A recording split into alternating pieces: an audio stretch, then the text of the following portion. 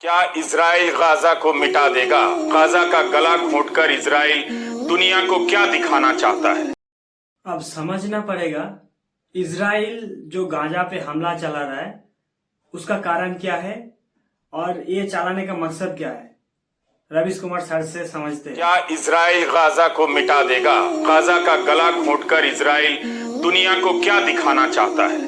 Israel के ऊर्जा मंत्री ने कह दिया है कि बिजली का एक भी स्विच ऑन नहीं किया जाएगा, पानी की कोई सप्लाई नहीं होगी और ईंधन का कोई ट्रक गाजा में प्रवेश नहीं करेगा। बम से मार देने की प्यास नहीं बुझी है तो अब इजराइल प्यास से गाजा के लोगों को मार देना चाहता है। ऊर्जा मंत्री के बयान का मतलब है कि अगर गाजा के लोग इजराइल के आसमानी बम से बच भी गए तो पानी, बिजली और भोजन के बिना तड़पा कर मार दिए जाएंगे। हम आज के वीडियो में केवल गाजा का हाल नहीं बल्कि गाजा को लेकर हो रही मीडिया की रिपोर्टिंग का भी हाल बताएंगे। हम दिखाएंगे कि इजराइल एक तरफ हुंकारे भर रहा है तो उसी देश का एक अखबार हारेट्स क्या लिख रहा है। गोदी मीडिया ने हम सब की ये हालत कर दी है कि पत्रकार सवाल कर सकता है, अब इस पर यकीन नहीं होता, भले ही वह पत्रकार इजराइल का ही क्यों ना हो।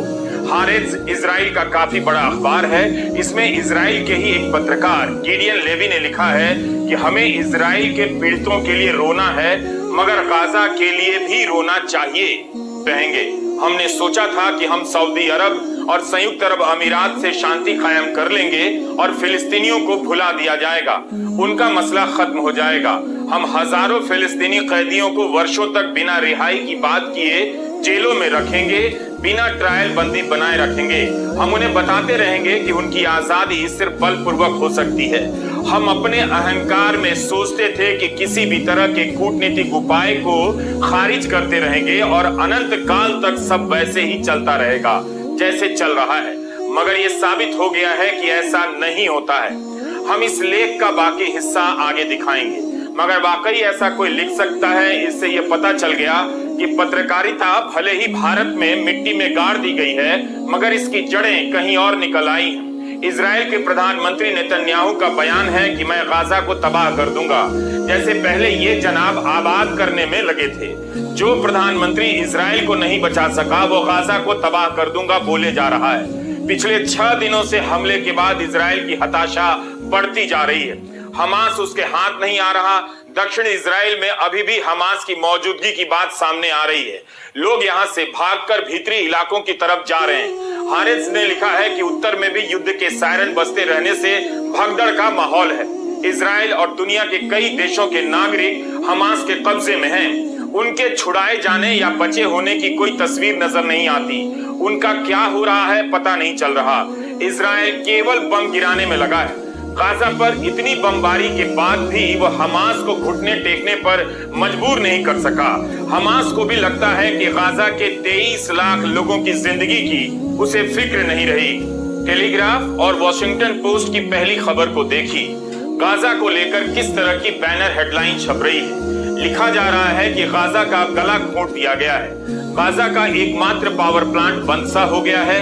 यहाँ के अस्पताल बिना बिजली, जनरेटर और दवाओं के काम कर रहे हैं। अस्पताल में डॉक्टर नहीं है, काम करने वाले पैरामेडिक भी मारे जा रहे हैं। संयुक्त राष्ट्र ने कहा है कि इजराइल के हमले के बाद गाजा में 3,40,000 लोग बेघर हो गए हैं। एक दिन पहले तक ये संख्या 2 लाख बताई जा रही थी। ब्रिटेन के इंडिपेंडेंट अखबार ने पहले पन्ने पर लिखा है कि इजराइल गाजा में बहुत बड़ी जमीनी कार्रवाई करने वाला है। गाजा मानवीय तबाही की कगार पर खड़ा है। द इंडिपेंडेंट ने अपने संपादकीय में बड़े बड़े अक्षरों में लिखा है कि इजराइल को एकदम से रुक जाना चाहिए। अखबार ने पूछा है कि जीत होगी भी तो दिखेगी कैसी। नेतन्याहू कहते हैं कि मध्य पूर्व को बदल देंगे। इससे उनका क्या मतलब है? अगर इजराइल को इस वक्त अंतर्राष्ट्रीय सपोर्ट मिलता है, जो कि मिलना भी चाहिए, तो उसे इसके लिए सभ्य लोकतंत्र की तरफ बर्ताव करना चाहिए और युद्ध के नियम कायदों का पालन करना चाहिए। इंडिपेंडेंट अखबार खुद को लिबरल कहता है। इजराइल किसी की नहीं सुन रहा है और लगता नहीं कि सुनेगा। सवाल है कि गाजा के 23 लाख लोग क्या प्यास और बम से तड़पाकर मार दिए जाएंगे? चारों तरफ से घिरे निहत्थे लोगों पर बम बरसाकर दुनिया की चौथी सबसे शक्तिशाली सेना क्या बताना चाहती है? जंग जो हो रहा है इसका कारण क्या है? ये इतना साल हो रहा था जैसे कि फिलिस्तीनी के ऊपर हर टाइम इसराइल अटैक करता था, उन लोगों को मारता था। यूरोपियन हर कंट्री क्यों नहीं है? तब इतना बड़ा बड़ा जो देश को खुद को दावा करते हैं हम लोग, मतलब क्या दुनिया के लिए शांति का प्रतीक है, तब ये लोग क्यों नहीं है? तो समझने की बात है ये लोग क्या चाह रहा था। और इसमें एक मेन स्ट्रीम मीडिया का भी एक रोल है कि वो लोग चाह रहा है कि फेक न्यूज से, फेक बात से दुनिया को तीसरी युद्ध की तरफ भेज दे। तो इसमें हर कोई को सोचना पड़ेगा कि ये लोग चाह क्या रहा है, दुनिया शांति में रहा है, ये नहीं लोग चाहता है क्या? इसराइल को डायरेक्ट सपोर्ट कर रहा है अमेरिका, लेकिन अमेरिका का इसमें फायदा क्या है? अमेरिका चाह क्या रहा है पूरा समझ रहे हैं ना? तो रवीश कुमार ऑफिशियल जो चैनल है यूट्यूब पे, वो जाके पूरा सर का वीडियो आप लोग देख सकते हैं, बहुत बड़ा वीडियो है। तो मैं थोड़ा ही दिखाया, पूरा वीडियो आप लोग देखिए और समझिए, और मेन स्ट्रीम गोदी मीडिया का क्या रोल है वो भी समझिए। और दुनिया में ये जो फसाद लाया जा रहा है इसका कौन मेन लोग है? दूसरे को तो हम लोग बोल देते ये लोग टेररिस्ट कंट्री है, लेकिन मेरा क्या रोल है ये भी समझना पड़ेगा।